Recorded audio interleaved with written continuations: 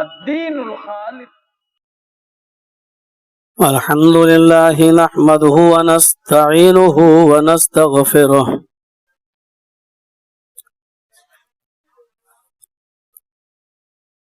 ونعوذ بالله من شرور أنفسنا ومن سيئات أعمالنا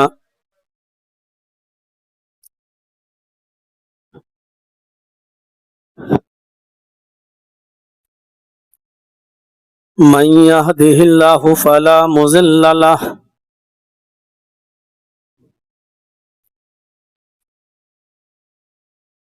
ومن يضلله فلا هادي له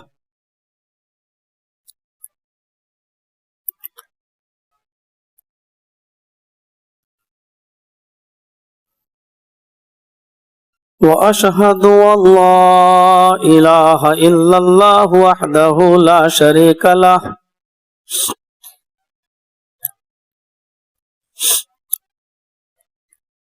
وأشهد أن محمدا عبده ورسوله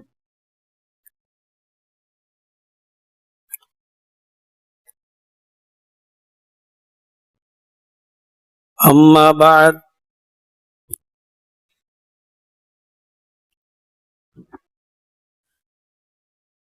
فإن خير الحديث كتاب الله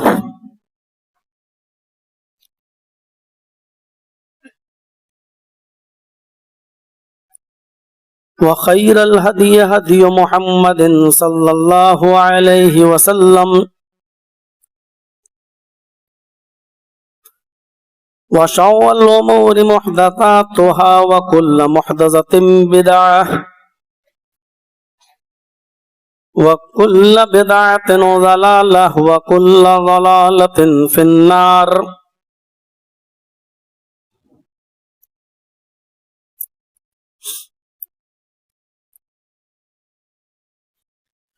أعوذ بالله من الشيطان الرجيم.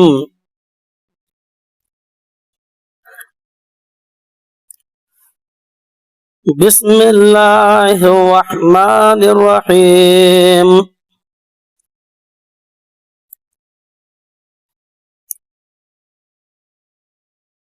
وإن تعدوا نعمة الله لا تحصوها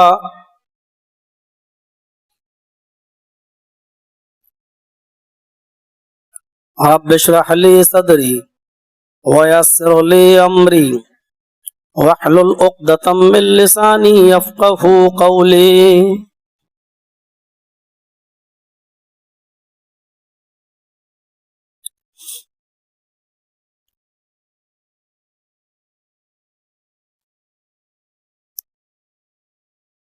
اس اجلاس کی صدارت کر رہے تھے آپ کے علاقے کے مایہ ناز عالم دین فضیلت الشیخ جنید مکی حفظہ اللہ، جو مجھ سے ملاقات کرنے کے بعد اور اپنی مجبوری ظاہر کرنے کے بعد وہ یہاں سے رخصت ہو گئے.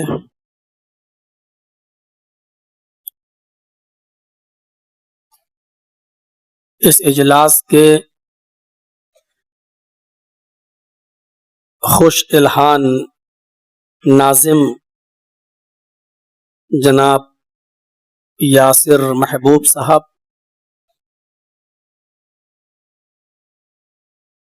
آپ کی مقامی جمعیت کے ناظم جناب مولانا غفران صاحب،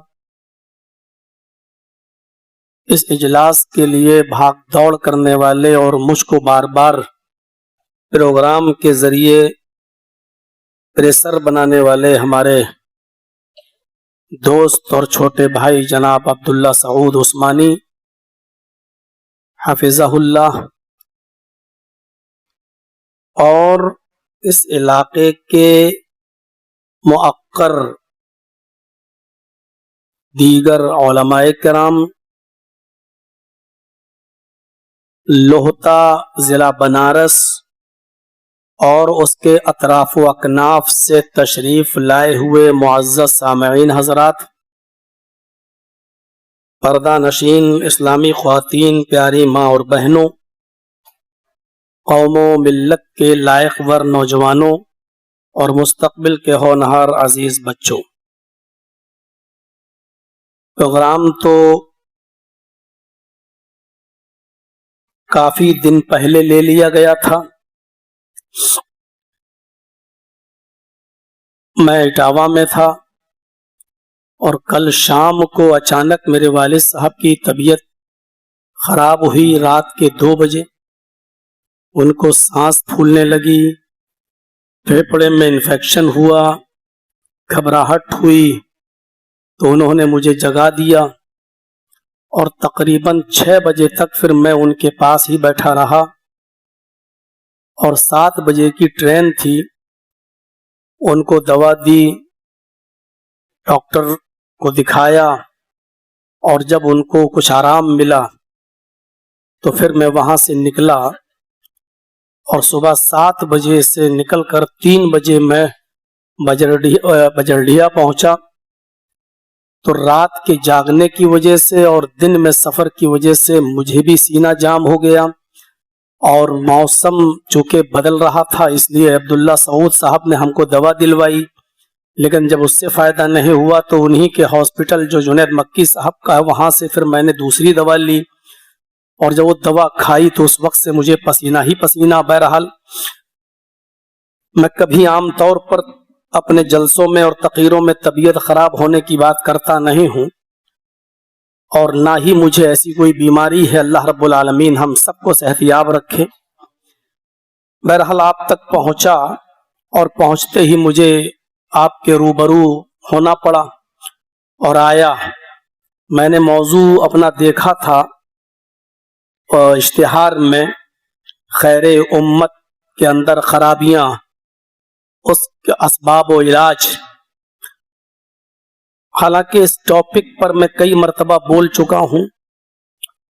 मुसलमानों में जो खराबियाँ हैं, आम तौर पर शराब की, जुए की, फजूल खर्ची की, और हमारे मुआशरे में जो खराबी है हमारी ख्वातीन के अंदर बेपर्दगी की, शादी ब्याह के अंदर रस्म व रवाज की, इन तमाम चीज़ों पर हमारे प्रोग्राम आप तरतीब यूट्यूब पर सुन सकते हैं, देखे जा सकते हैं और कई मरतबा हमने इस पर खिताब किया है। इसलिए मैंने इस मौजू को जानबूझकर छोड़ दिया है। आज मैं कुछ दूसरी बातें आपके सामने रखना चाहता हूँ, इस उम्मीद के साथ कि अल्लाह रब्बुल आलमीन हम सबको, कहने वालों को भी और सुनने वालों को भी, अमल की पूरी तौफीक अता फरमाए। इस वक्त मेरी कंडीशन यह है कि खिताब आपके सामने है, अभी बोल रहा हूँ और तकरीर ख़त्म करने के बाद दूसरी जगह की गाड़ी नौगढ़ से आ चुकी है। उनके यहाँ कल दिन में ही प्रोग्राम है, एक लेडीज ख्वातीन लड़कियों का मदरसा है, उसमें मुझे प्रोग्राम और दिन में ही ख़त्म होना है। उनकी गाड़ी आ चुकी है, वो जामिया सल्फिया में। कह रहे हैं हम थोड़ा सा आराम कर लें क्योंकि रात ही का सफ़र करना है, ड्राइवर सोएगा नहीं तो फिर वो थोड़ी दिक्कत हो जाएगी और जैसे ही आपका प्रोग्राम यहाँ ख़त्म होगा हम आ जाएंगे आपको लेने के लिए। बहरहाल वो वहाँ जामिया सल्फिया में नौगढ़ के लोग तशरीफ़ ला चुके हैं, डॉक्टर फरीद सल्फी साहब वगैरह। तो इस वक्त इस कंडीशन में हम आपके सामने कदम रखे हुए हैं। मुझसे पहले भी जो तकरीरें की गई हैं, आपने फजीलतुल शेख अब्दुल गफ्फार सल्फी हफिज़हुल्लाह को सुना, उनसे पहले खुतबे सदारत शेख जुनैद मक्की साहब का सुना, उसके बाद आपने मौलाना गुफरान साहब के ज़बान से अभी जो आपने तकरीर समात फरमाई, यकीनन बहुत ही खूबसूरत और हसीन व जमील तकरीरें आप सुन रहे थे। ज़रूरत है इस बात की कि हम उसको अपने मुआशरे में, अपने समाज में उसको हम लागू करें और उस पर हम अमल करें कि अमल से ज़िंदगी बनती है, जन्नत भी जहन्नम भी, ये खाकी अपनी फितरत में नूरी है न नारी। मेरे भाइयों, अमल को अगर निकाल दिया जाए तो फिर ساری چیزیں بیکار ہیں۔ ہم نے قرآن کریم کی جو بہت ہی چھوٹی سی ایک آیت کا ٹکڑا آپ کے سامنے تلاوت کیا ہے، اسی پر ہم کچھ باتیں آپ کے سامنے رکھیں گے۔ اللہ تبارک و تعالی نے فرمایا کہ وَإِن تَعُدُّوا نِعْمَةَ اللَّهِ لَا تُحْصُوهَا۔ میرے بندو،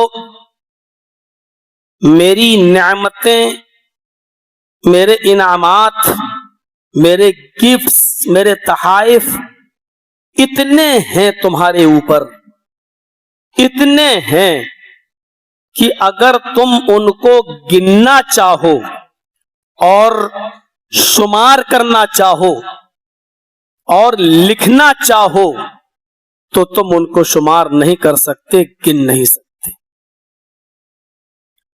اس سے آپ اندازہ لگا سکتے ہیں، جس چیز کو شمار ہی نہ کیا جا سکے، نہ انگلیوں پر، نہ عقل میں، نہ صفحے کرتاس پر، تو ان نعمتوں کا آپ اندازہ لگا سکتے ہیں کہ اللہ رب العالمین کی نعمتیں کتنی زیادہ ہوں گی۔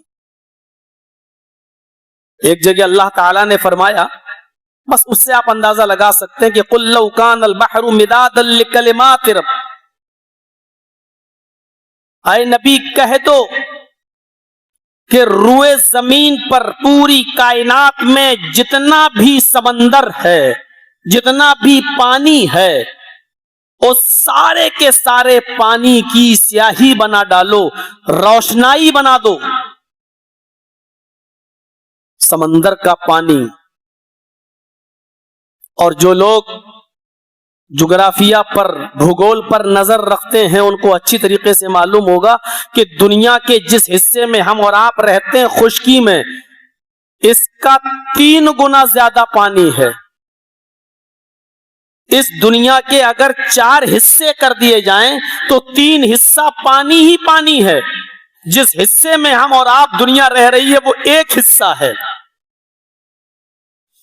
اور پھر سمندر کے پانی کو الگ کریے، تالاب کا پانی الگ کیجئے، ندی کا پانی، جھرنے کا پانی، پوکھرے کا پانی، جمنا کا پانی، گنگا کا پانی، آپ کے سمر کا پانی، ہینڈ پائپ کا پانی، کنویں کا پانی، الغرض جتنا بھی پانی ہے، اس سارے کے سارے پانی کی اگر سیاہی بنا ڈالی جائے اور روئے زمین پر جتنے درخت ہیں ان درختوں کو کاٹ کر ان کی قلمیں بنا ڈالی جائیں، اور روئے زمین پر جتنا کاغذ ہے اس کی کاپیاں بنا ڈالی جائیں، نوٹ بکس بنا ڈالی جائیں، پھر اللہ کہتا ہے کہ پھر ان کاپیوں پر، ان قلموں سے اور سمندر کی بنی ہوئی، پانی کی بنی ہوئی سیاہی سے آپ ہماری نعمتوں، ہمارے انعامات کو لکھنا شروع کر دیجئے آپ، تو سمندر کا پانی خشک ہو جائے گا، قلمیں گھس جائیں گی، کاغذ بھر جائے گا، لیکن تم اللہ رب العالمین کی نعمتوں کو نہیں گن سکتے ہو، پورا نہیں کر سکتے ہو۔ اس سے آپ اندازہ لگا سکتے ہیں کہ اللہ رب العالمین کی نعمتیں کتنی کثیر تعداد میں ہے ہمارے اوپر۔ آپ اللہ کی حمد، اس کی ثنا بیان نہیں کر سکتے۔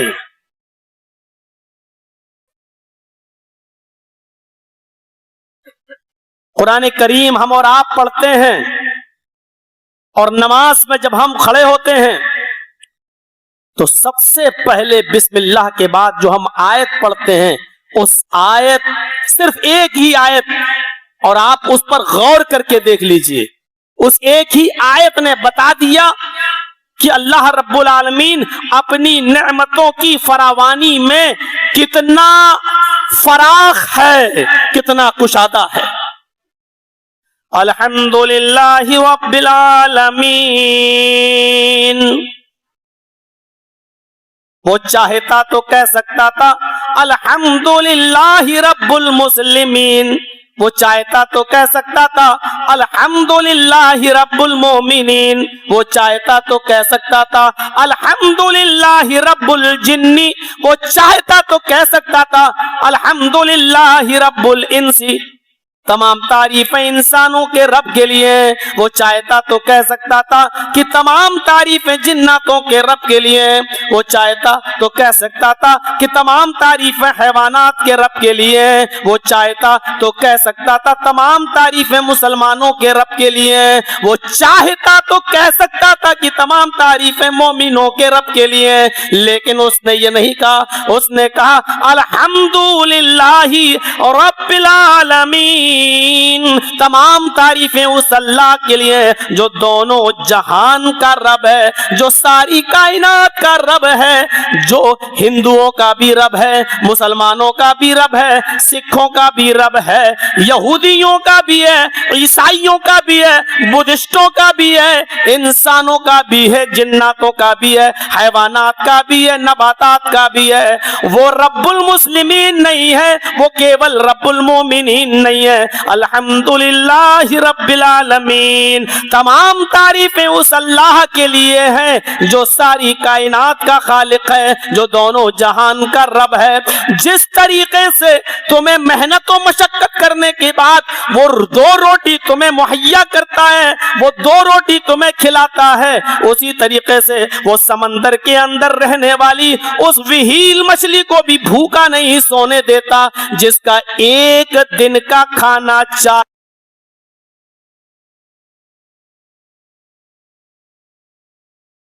वो उस चींटी को भी भूखा नहीं सोने देता है जो मामूली सी खुराक खाती है, लेकिन उसकी नाक में अल्लाह ने सूंघने की इतनी शक्ति, इतनी ताकत दे रखी है कि हम तो बगल में लगाए हुए आदमी का इतर नहीं सूंघ सकते हैं, लेकिन वो छोटी सी चींटी अपनी ग़िज़ा को तलाश करते करते 2 मंजिल की दूरी पर पहुंच जाती है और वहां पर रखी हुई स्वीट और उस मिठाई तक पहुंचकर उसको हासिल कर लेती है। हमने देखा है कि हमारी नाक उतनी तेज नहीं है, अल्लाह रब्बुल आलमीन उस चींटी को भी भूखा नहीं सोने देता है। मेरे भाइयों, अल्हम्दुलिल्लाहि रब्बिल आलमीन, तमाम तारीफें उस अल्लाह के लिए जो सारी कायनात का खालिक है, वो पूरे विश्व का और पूरी कायनात का खालिक है, सिर्फ मुसलमानों का नहीं है।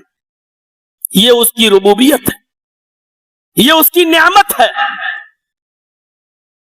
कि वो सबको देता है, सबको, किसी एक को नहीं। उसकी ये नेमत सबके लिए आम है। हम किसको खिलाते हैं? चंद टकों का मालिक अगर उसने हमें बना दिया है तो आज हमारी हालत यह है कि हमारी बेटी की शादी है तो हमारे रिश्तेदार आएंगे, हमारा दुश्मन नहीं आएगा। हम अपने को बुलाएंगे, गैरों को नहीं बुलाएंगे। आपको अल्लाह ने थोड़ी सी रोजी क्या दे दी कि अपना और पराया होने लगा, मेरा और तेरा होने लगा। हम अपनों को बुलाएंगे, इसको नहीं बुलाएंगे, इसको बुलाएंगे, उसको नहीं बुलाएंगे। ये हमारे और आपके अज़हानो कुलूब में तो भरा हुआ हो सकता है, लेकिन अल्लाह रब्बुल आलमीन ने मेरा तेरा नहीं किया। अल्हम्दुलिल्लाहि रब्बिल आलमीन। जिस तरीके से खेत से पैदा होने वाला गेहूं और उसकी बनी हुई आटे की रोटी आए नमाज पढ़ने वाले नमाजी हम तुझे खिलाते हैं, उसी तरीके से मंदिर में घंटा बजाने वाले उस गैर मुस्लिम को भी खिलाते हैं, चर्च में जाने वाले उस ईसाई को भी देते हैं, यहूदी को भी देते हैं, बुद्धिस्ट को भी देते हैं, जैनी को भी देते हैं। हमारे यहाँ तेरा मेरा नहीं है, हम सबके साथ अपनी नेमत को बांटते हैं। हमने अपनी नेमत को आम कर रखा है। मेरा तेरा हमारे और आपके दरमियान हो सकता है, अल्लाह रब्बुल आलमीन की नजर में नहीं है।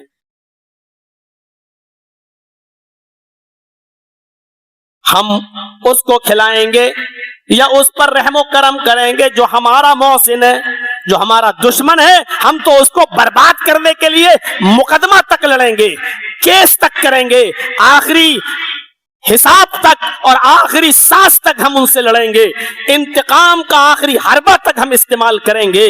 लेकिन अल्लाह रब्बुल आलमीन ये सब नहीं। मेरे भाइयों, उसने साफ कहा अल्हम्दुलिल्लाहि रब्बिल आलमीन। आपने सुना ना भी कोयत के अंदर ایک 90 سال یا 80 سال کے کسی بزرگ نے اپنے ہارٹ کا آپریشن کرایا تھا. ہارٹ کا آپریشن سکسیسفل ہوا, کامیاب ہوا. کویت کے اس ہاسپٹل کے ڈاکٹرز نے 10 لاکھ روپے کا انڈین کرنسی کے حساب سے اس کو بل پکڑا دیا. بل دیکھ کر رونے لگا. ڈاکٹروں نے سوچا رے بیچارہ 10 لاکھ کا بل سوچ کر رو رہا ہے. وہ بل لے گئے, اس کو پھاڑا, کمپیوٹر سے دوسرا بل نکال کے اس کو 7 لاکھ روپے کا دے دیا. لیجئے صاحب, اگر یہ زیادہ ہیں تو ہم نے اس میں کنسیشن کر دیا 7 لاکھ. اس نے کہا میں اس لیے نہیں رو رہا تھا کہ آپ نے 10 لاکھ کے بل کو 7 لاکھ کر دیا, مہنگا تھا, اس لیے میں نہیں رویا. 10 کی جگہ آپ مجھ سے 12 بھی لے لو, اللہ نے مجھے سب کچھ نوازا ہے. نہ نوازا ہوتا تو میں اتنے عالیشان ہاسپٹل میں آپریشن نہ کراتا. میں تو صرف اس وجہ سے رو رہا تھا کہ آپ نے میرا آپریشن کیا اور 10 منٹ میں آپ سکسیسفل آپریشن کر کے فارغ ہو گئے. میرے دل کو آپ نے 10 منٹ سنبھالا تو 10 منٹ کا بل آپ نے مجھے 10 لاکھ روپے کا دے دیا. میں اس رب کا کیسے شکریہ ادا کروں جس نے 80 سال تک میرے ہارٹ کو سنبھالا, میرے دل کو سنبھالا, لیکن آج تک اس نے میرے دل کا کوئی بل ہم سے نہیں مانگا. آج تک اس نے یہ نہیں کہا میرے بندے میں نے تجھے 80 سال تک جو تیرے ہارٹ کو سنبھال کے رکھا, تیرے دل کو سنبھال کے رکھا, اس کا تو مجھے بل دے. کیا دیتا ہے؟ آج تک میرے رب نے مجھ سے اس کی قیمت نہیں مانگی. میں کتنا نافرمان تھا کہ میں اپنے رب کے سامنے سجدہ بھی نہ کر سکوں, اس کے سامنے اپنی پیشانی رکھ کر اپنے غلام اور اس کے مالک ہونے کا اقرار بھی نہ کر سکوں. میں کتنا بے بس اور کتنا میں نالائق انسان تھا کہ میں نے اپنی پوری کی پوری زندگی نافرمانی میں گزار دی. کاش میں اپنے رب کی حقیقت کو پہچانتا جس نے میری نافرمانیوں کے باوجود میرے دل کو سنبھال کے رکھا اور آج تک بل نہیں مانگا. آپ نے تو 10 منٹ میں میرے لیے 10 لاکھ کا بل پیش کر دیا. میرا رب کتنا رؤوف الرحیم ہے, کتنا رحمان رحیم ہے. میرے پیارے ساتھیوں, یہاں سے ہم تصور کریں اللہ کی اس نعمت پر جو سب کو دیے ہوئے, ہمارا تمہارا ہم اور آپ کر سکتے ہیں. اللہ رب العالمین معاف کیجئے چھوٹا نہیں ہے. اللہ اکبر, اس سے بڑی کوئی ذات ہے ہی نہیں. بڑا ہے, اس لیے ان چھوٹی چھوٹی باتوں کی طرف وہ توجہ نہیں دیتا. کھاؤ پیو جو چاہو فائدہ اٹھاؤ. لو كانت الدنيا ما تعدل عند الله جناح بعوضة ما سقى كافرا منه شربة ماء. ترمذی شریف کی روایت, اللہ کے نبی فرماتے ہیں اس دنیا کی حقیقت اگر اللہ کی نظر میں مچھر کے ایک پر کے برابر بھی ہوتی, اللہ کی نظر میں مچھر کے پر کے برابر بھی نہیں ہے.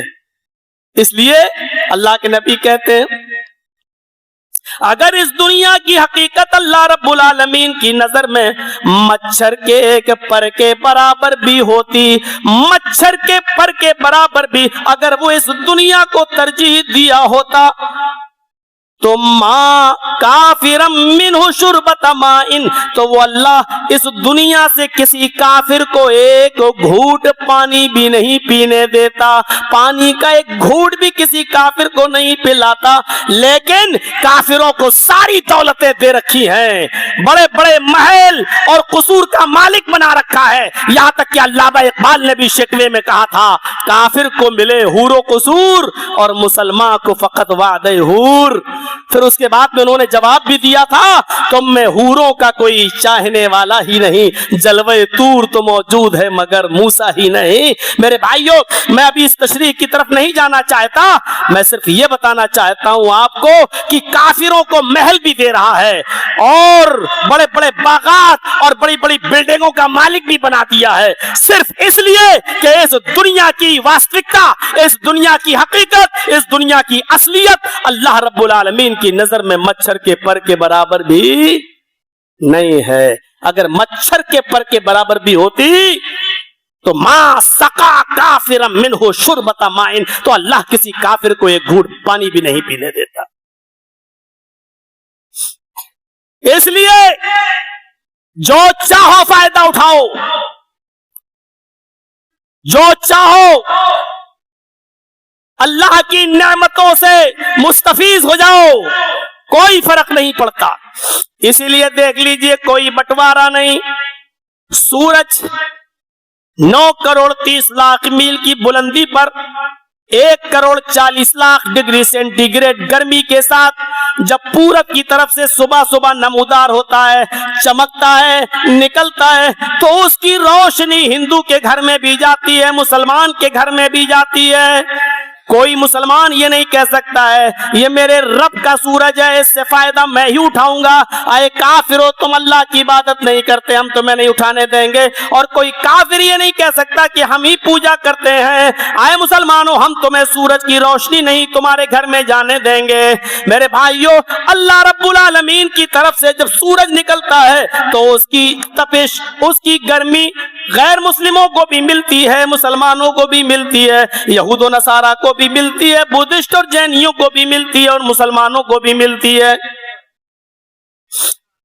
اندازہ لگائیے اللہ نے جو ہوا چلائی ہے، جو آکسیجن دی ہے ہمیں اور آپ کو، جس کی وجہ سے ہم اور آپ زندگی جی رہے ہیں، یہ صرف مسلمانوں کی اجارہ داری نہیں ہے، اس پر سب کا حق ہے، سب کا حق ہے، اور سبھی اس سے فائدہ حاصل کرتے ہیں۔ آسمان سے اللہ نے بارش برسائی ہے، اس بارش پر بھی سب کا حق ہے، اور اللہ نے یہ بارش کا پانی بھی سبھی کو دیا۔ کوئی یہ نہیں کہہ سکتا کہ اس پر میری اجارہ داری ہے، یہ سب ربوبیت میں آتا ہے۔ الحمدللہ رب العالمین، تمام تعریفیں اس اللہ کے لیے جو ساری کائنات کا خالق ہے، رب ہے جو ساری کائنات کی پرورش کرنے والا ہے۔ آپ دنیا کے اصولوں پر ذرا غور کر کے دیکھیں، احتیاج طرفین سے ہوتا ہے، احتیاج طرفین سے ہوتا ہے۔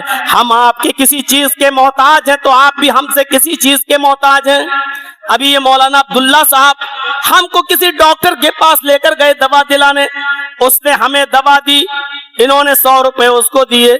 میرے بھائیو ذرا غور کیجئے، ہم ڈاکٹر کے محتاج ہیں کہ وہ ہمیں دوا دے، تو ڈاکٹر ہمارا بھی محتاج ہے کہ وہ ہم سے پیسے لے۔ ہم دھوبی کے محتاج ہیں کہ وہ ہمارے کپڑے دھلے، دھوبی ہمارا بھی محتاج ہے کہ وہ ہم سے پیسے لے۔ ہم اشیاء خرد و نوش کے محتاج ہیں کہ ہم یہ چیزیں لیں، لیکن ان کے بیچنے والے ہمارے بھی محتاج ہیں کہ ہم سے پیسہ لیں۔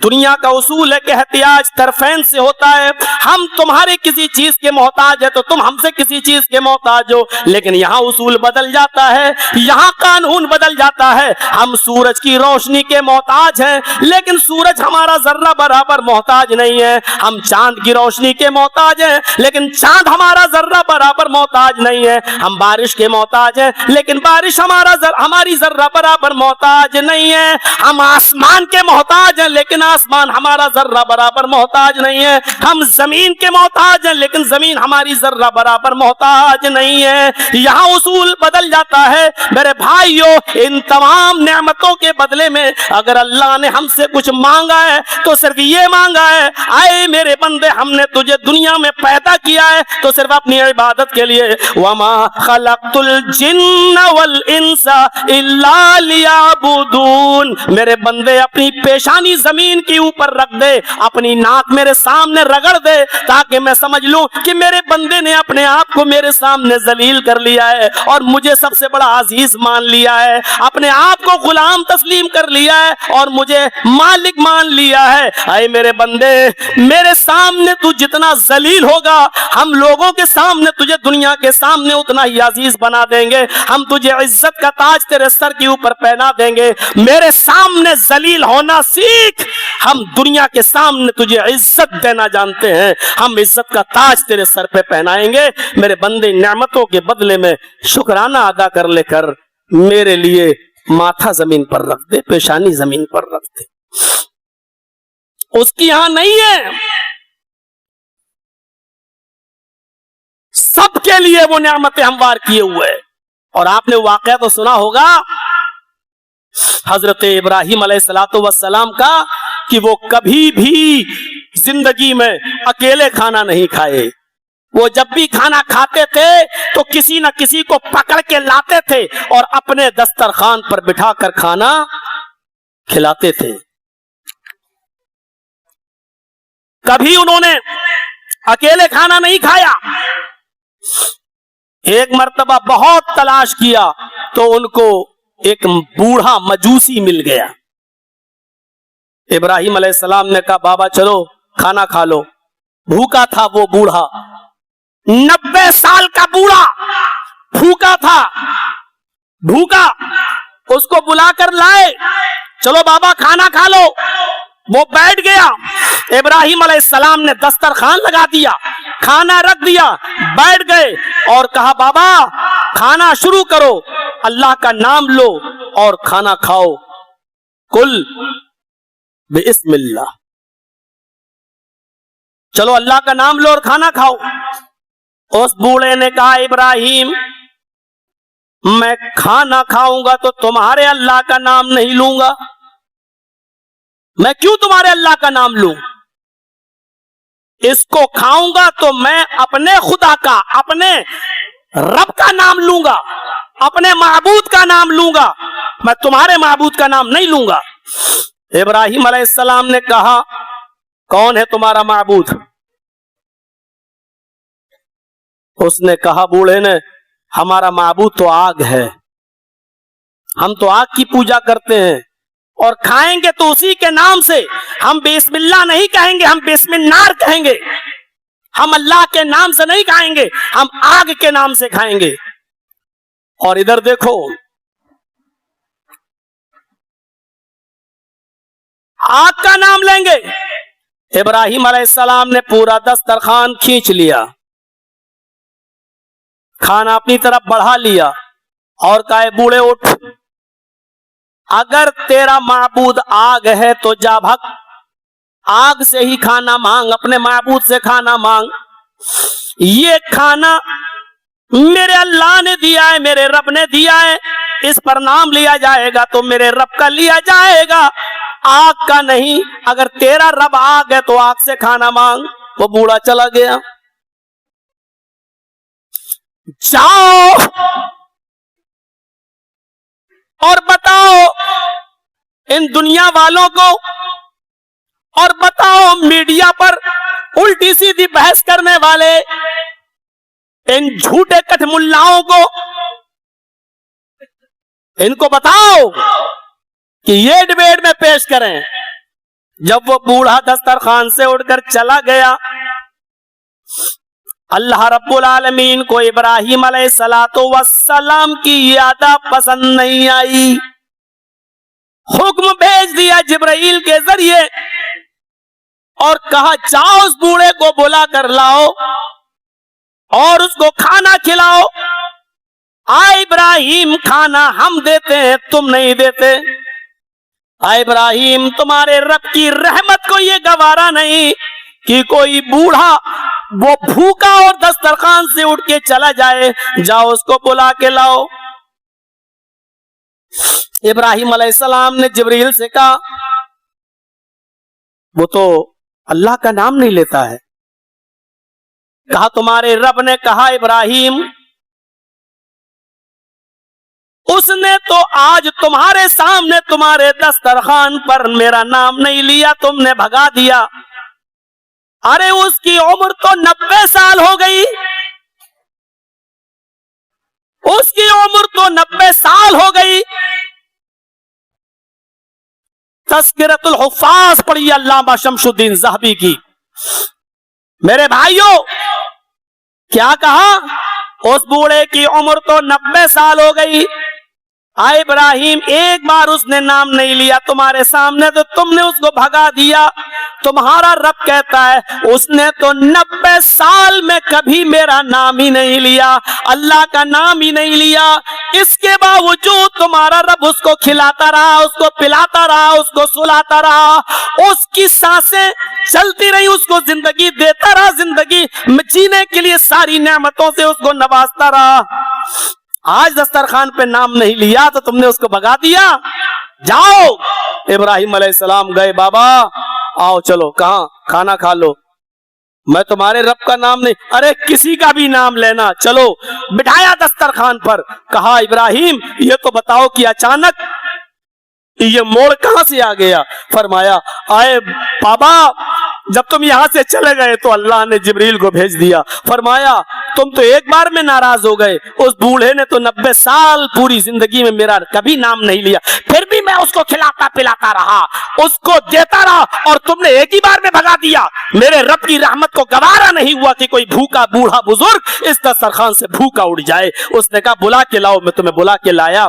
کہا ابراہیم پہلے اس رب سے میرا بھی رشتہ جوڑ دو جو اتنا مہربان ہے کہ جس نے میرا آپ کے دسترخوان سے بھوکا اٹھنا بھی گوارا نہیں کیا اور آپ کے پاس جبرائیل کو بھیج کر مجھے بلوا لیا، جو اتنا مہربان ہے اور غفور الرحیم ہے، اس سے ہمارا بھی رشتہ جوڑ دو۔ میرے بھائیوں 90 سال کا بزرگ جس نے کبھی اللہ کا نام نہیں لیا، ابراہیم علیہ السلام نے اس کو سمجھایا اور رب کی رحمت کو دکھایا تو فوراً اس کا رشتہ رب سے جڑ گیا۔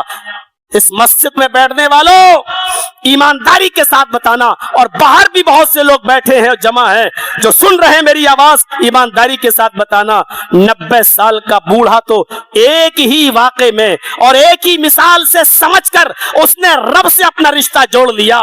کیا آپ کا پوری طریقے سے آج اپنے رب سے رشتہ قائم ہے؟ ایمانداری کے ساتھ بتائیے۔ اپنے آپ کو مسلمان کہتے ہو، رب العالمین کے بندے مانتے ہو، اس کو رب العالمین بھی مانتے ہو، رحمان اور رحیم بھی مانتے ہو، ایمانداری کے ساتھ بتائیے کیا آپ کا رشتہ آپ کے رب کے ساتھ ہے جیسا ہونا چاہیے؟ غور کریں، ہر انسان اپنے گریبان میں جھانکے اور غور کرے۔ یہ مثالیں اس لیے دی جاتی ہیں کہ لوگ عبرت لیں، اور کبھی کبھی ایک واقعہ اور 2 واقعے انسان کی زندگی بدل دیتے ہیں۔ وہ حمید الدین ابو الحاکم ابن بہاؤالدین کا واقعہ سنے تھے نا، جس نے 21 سال خلافت کی جو مروان کی سرزمین پر۔ بہاؤالدین کے انتقال کے بعد اسی ابو الحاکم کو حکمراں بنایا گیا، اسی حمید الدین کو، اور بیچ روڈ پر اس کا بہت خوبصورت باغ تھا جہاں اس کی ایک لونڈی تھی۔ لونڈی اس باغ میں پانی دیا کرتی تھی اور اس کا بستر بچھایا کرتی تھی۔ ایک بار لونڈی نے بادشاہ کا بستر بچھایا، حمید الدین ابو الحاکم کا، اور سوچا کہ ذرا لیٹ کے دیکھیں امیروں کے بستر، بادشاہوں کے بستر کیسے ہوتے ہیں، اور تھوڑا سا لیٹ گئی۔ جیسی لیٹی اس کو نیند آ گئی، اتنے میں بادشاہ آ گیا۔ حمید الدین ابو الحاکم گھر میں گھس گیا، باغ میں، اس نے دیکھا میرے بستر پر میری معمولی لونڈی لیٹی ہوئی ہے۔ اس نے کوڑا نکالا اور ایک کوڑا اس کو مارا، وہ بھڑبڑا کے اٹھ گئی، کھڑی ہو گئی، اپنے آپ کو سمیٹا، کہا بے غیرت، شرم نہیں آتی، میرے بستر پر تو لیٹ گئی؟ تیری مجال کیسے ہوئی، تیری ہمت کیسے ہوئی؟ اس نے کہا کھڑی ہو جاؤ، اور پھر اس نے 10 کوڑے اور مارے اس کے اوپر، لیکن وہ ایک ایک کوڑا مارتا گیا، وہ لونڈی ہر کوڑے پہ مسکراتی گئی، کوڑا اس کے اوپر پڑتا جاتا، اس کا کپڑا پھٹتا جاتا، 2 3 4 کوڑوں میں وہ لہو لہان ہو گئی، اب خون کے قطرے زمین پر گرنے لگے، لیکن ہر کوڑے پہ وہ مسکراتی جاتی تھی۔ جب یہ 9 کوڑے پورے مار چکا اور ایک پہلے مار چکا تھا، اس نے لونڈی سے کہا اے لونڈی، میں 1 2 کوڑے تجھے کبھی مارتا تھا تو تو روتی تھی، لیکن آج ہر کوڑے پہ تو ہنس رہی ہے، کیا بات ہے؟ کیا تجھے تکلیف نہیں ہو رہی ہے؟ اس نے کہا کیوں نہیں ہو رہی ہے؟ میرے جسم سے کپڑا پھٹ گیا، میری چمڑی پھٹ گئی، خون کے قطرے زمین پر گر رہے ہیں، مجھے تکلیف کیوں نہیں ہوگی؟ کہا پھر تو ہنس کیوں رہی ہے؟ کہا مجھے ہنسی آ رہی ہے کچھ سوچ کر۔ کہا کیا سوچ کر تو ہنس رہی ہے؟ اس لونڈی نے جو جواب دیا، آئے لوہتا کے امیروں سنو، آئے بنارس کے ساہوکاروں سنو، آئے موٹی موٹی رقمیں کمانے والوں اور اللہ کی یاد سے غافل رہنے والوں سنو، اس لونڈی نے جو جواب دیا وہ جواب یہ تھا، آئے ابو الحاکم، آئے حمید الدین، آئے میرے آقا، آج میں یہ سوچ رہی ہوں کہ تیرے اس آرام دہ بستر پر آج میں چند لمحوں کے لیے لیٹ گئی اور میں سو گئی، تو اس آرام دہ بستر پر سونے کی سزا تیری عدالت میں یہ ہے کہ مجھے کوڑے مارے جا رہے ہیں. جب میں چند لمحوں کے لیے تیرے آرام دہ بستر پر لیٹی تو تیری عدالت میں میری سزا یہ ہے کہ تو مجھے کوڑوں سے نواز رہا ہے. میں سوچ رہا ہوں کہ تیری سزا پھر اللہ کی عدالت میں کیا ہوگی, جس کی پوری زندگی عیش و آرام میں گزری ہے, جو ہر رات آرام سے سوتا ہے, جس کا ہر دن سکون کے ساتھ گزرتا ہے. تیری سزا پھر تیرے مالک کی عدالت میں کیا ہوگی. اگر میرے نرم گرم بستر پہ سو جانے سے میرے مالک کی عدالت میں میری سزا یہ ہے, تو کل قیامت کے دن تیرے مالک کی عدالت میں تیری سزا کیا ہوگی جو پوری زندگی آرام سے سویا ہے. حمید الدین ابو الحاکم یہیں سے مجبور ہوتا ہے اور یہیں سے اس کو احساس ہوتا ہے, کوڑا زمین پہ پھینکتا ہے اور یہیں سے اس کی دنیا بدلتی ہے اور وہ مبلغ بن جاتا ہے, دائی بن جاتا ہے, گمنامی کی زندگی گزارتا ہے, دعوت و تبلیغ میں لگ جاتا ہے, حکومت سے استعفیٰ دے دیتا ہے اور پھر وہ پوری زندگی میرے بھائیوں دعوت و تبلیغ میں لگ گیا اور گناہ سے توبہ کرتے کرتے اس لونڈی کو مارنے کی جو مارا تھا اس کی توبہ کرتے کرتے اس نے اپنی پوری زندگی گزار دی.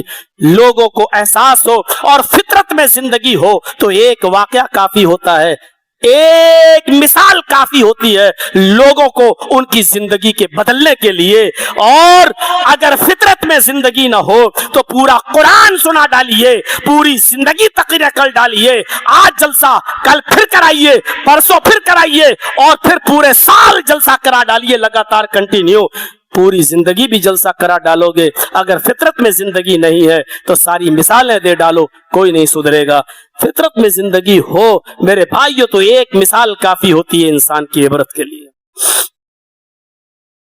انسان کی عبرت کے لیے ایک مثال کافی ہوتی ہے. تو یہ اللہ کی سب سے بڑی ایک نعمت یہ ہے کہ وہ رب ہے اور رب الانس نہیں ہے, رب الجن نہیں ہے, بلکہ رب العالمین ہے. میرے بھائیوں اس کے نعمتوں میں ایک نعمت محبت ہے جو اس نے لوگوں کے دلوں میں ڈال رکھی ہے. اگر ہمارے دلوں میں محبت نہ ہوتی میرے بھائیوں تو یقیناً کوئی ماں اتنے درد کے ساتھ بچہ پیدا نہیں کرتی. کہ ابن قیم الجوزی نے طب نبوی میں لکھا ہے کہ جب عورت نارمل ڈیلیوری سے بچہ پیدا کرتی ہے تو اس کو اتنی تکلیف ہوتی ہے کہ اگر اس کی اس تکلیف کو زمین کی چھاتی پر ڈال دیا جائے تو زمین بھی اس کو برداشت نہ کر سکے. لیکن ماں یہ درد برداشت کرتی ہے, صرف اس کی وجہ یہ ہے کہ بچے کی محبت اس کے دل میں ڈال دی گئی ہے. یہ اللہ کی نعمت ہے. اگر اللہ یہ محبت نہ ڈالتا, اور یہ محبت بہت بڑی نعمت ہے, دیکھ لیجیے آج اسرائیلی کتوں کے اندر سے یہ محبت نکال دی گئی ہے تو کیسے بمباری کر رہے ہیں. چھوٹے چھوٹے معصوم بچے بھی ان کی نظر میں کچھ نہیں ہے. میرے بھائیوں جب محبت کسی کے دل سے نکال لی جاتی ہے تو دیکھ لیجیے عرب کے اندر جب محبت ان کے دلوں سے نکالی گئی تو لوگوں نے اپنی لڑکیاں ہی پیدا ہوتے ہی زندہ دفن کر دی. لیکن جب کسی کے دل میں محبت ڈال دی جاتی ہے تو یہ محبت صرف انسانوں ہی میں نہیں. آپ دیکھ لیجئے ایک مرغی ابھی جا رہی ہے اور اچانک اس کی نظر بلی پہ پڑی تو فوراً بھاگتی ہے اپنے دربے کی طرف بلی سے جان بچاتے ہوئے. لیکن جب یہی مرغی چند انڈوں پر بیٹھتی ہے اور ان انڈوں سے چوزے نکلتے ہیں اور جہاں مرغی جا رہی ہے وہیں چوزے وہیں بچے, اب اس کی نظر بلی پر پڑتی ہے تو یہ مرغی اب بھاگتی نہیں ہے.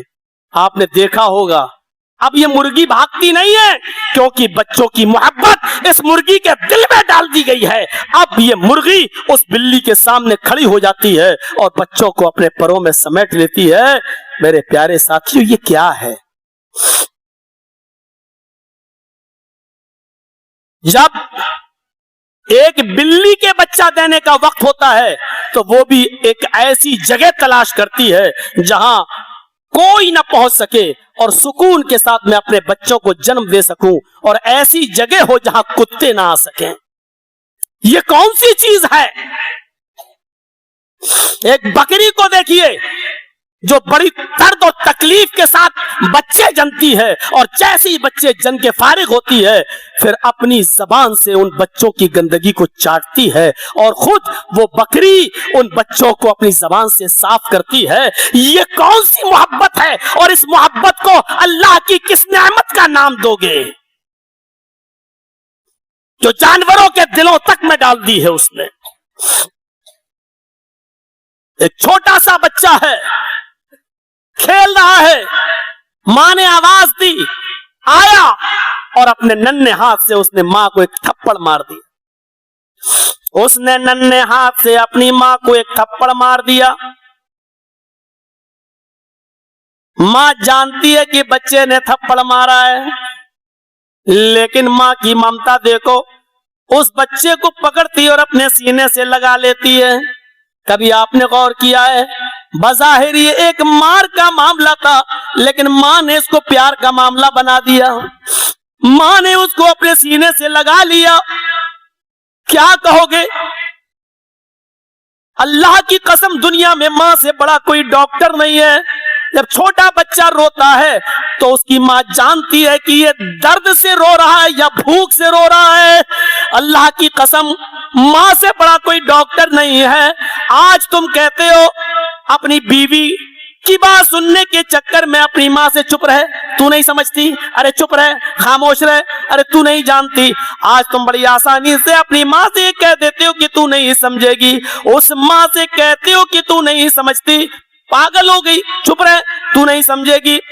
وہ اس وقت بھی تیری زبان سمجھتی تھی جب تجھے بولنا نہیں آتا تھا، جب تو گونگا تھا تیری زبان سے کچھ نہیں نکلتا تھا، وہ اس وقت بھی تیرا حال جانتی تھی، وہ اس وقت بھی تیرے رونے سے تیری بیماری کا پتہ لگا لیا کرتی تھی۔ اور آج تو اپنی اسی ماں سے کہتا ہے کہ تو مجھے نہیں پہچانتی، تو نہیں جانتی، تو نہیں سمجھے گی۔ ارے وہ تو اس وقت بھی تجھے سمجھتی تھی اور جانتی تھی جب تو بولنا نہیں جانتا تھا۔ آج تو اتنا بڑا ہو گیا ہے کہ ماں سے منہ لڑاتا ہے اور کہتا کہ تو نہیں سمجھے گی۔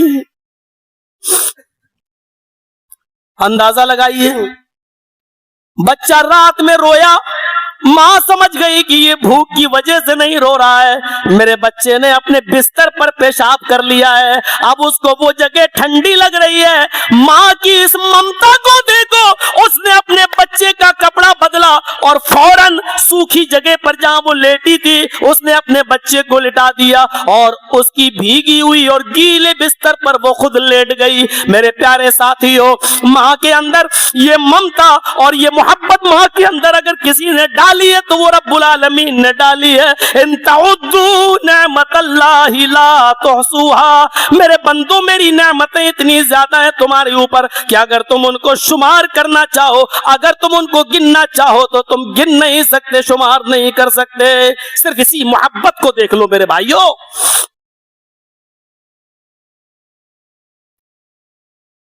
آپ نے اپنی بیٹی کی شادی کی، جہیز میں بہت سا سامان دے دیا، آپ کی بیٹی کانچ کے گلاس کو سنبھال رہی ہے، اچانک 2 گلاس میں سے ایک گلاس گر جاتا ہے، زمین کے اوپر ٹوٹ جاتا ہے، اس کے ٹکڑے ٹکڑے ہو جاتے ہیں، ایک گلاس بچ جاتا ہے۔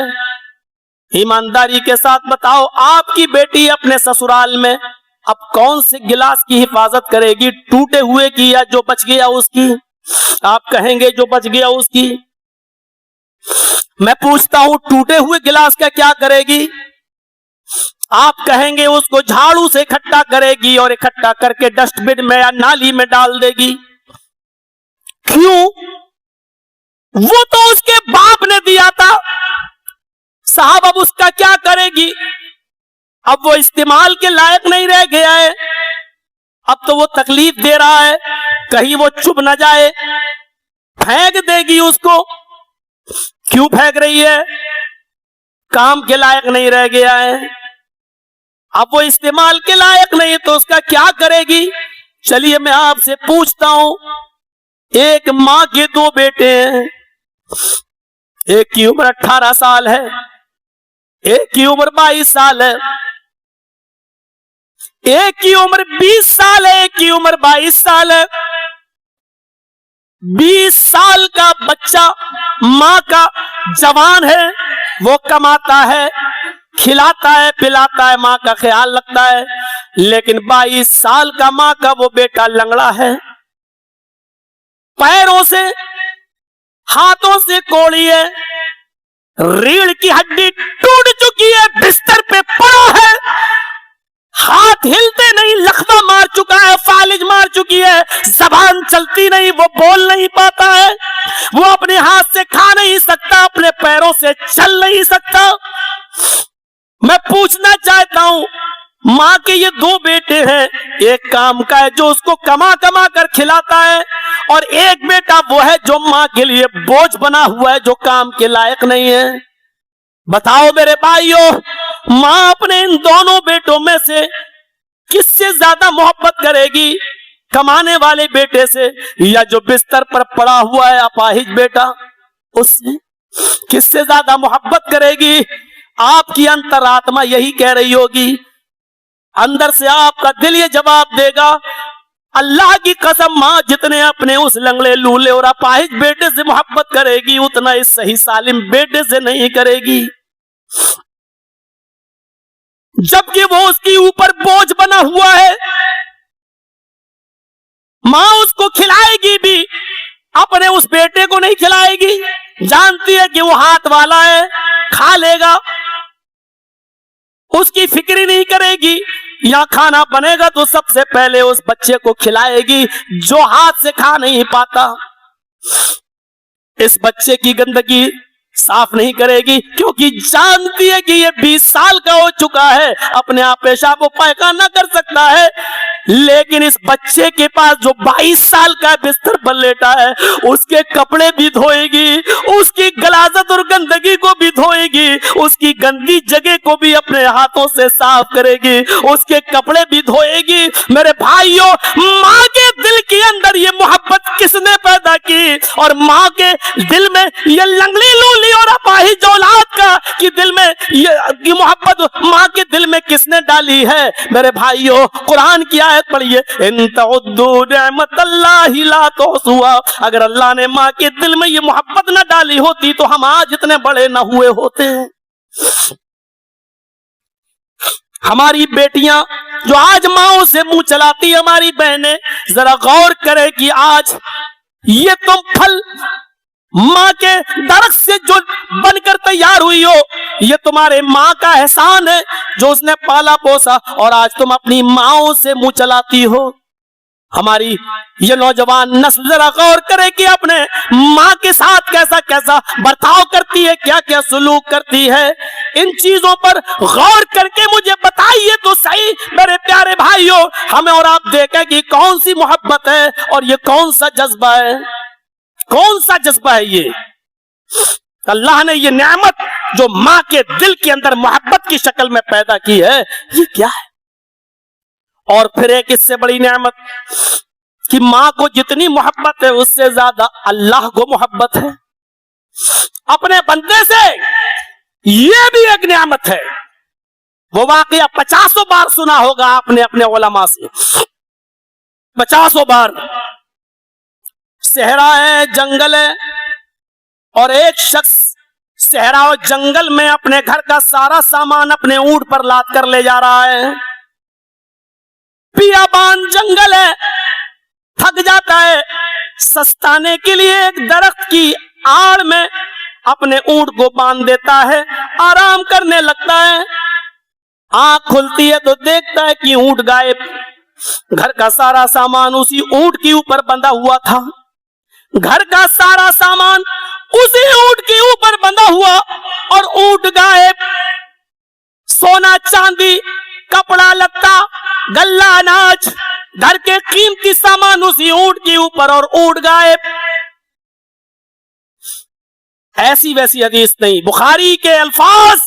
अल्लाह के नबी ने फरमाया, उसने ऊंट को तलाश किया, झाड़ी झाड़ी गया, पहाड़ी पहाड़ी गया, इधर देखा उधर देखा, दाएं गया बाएं गया, लेकिन उसको कहीं ऊंट नजर नहीं आया। अफसोस कर रहा है, मातम कर रहा है, रो रहा है कि मेरा ऊंट, घर का सामान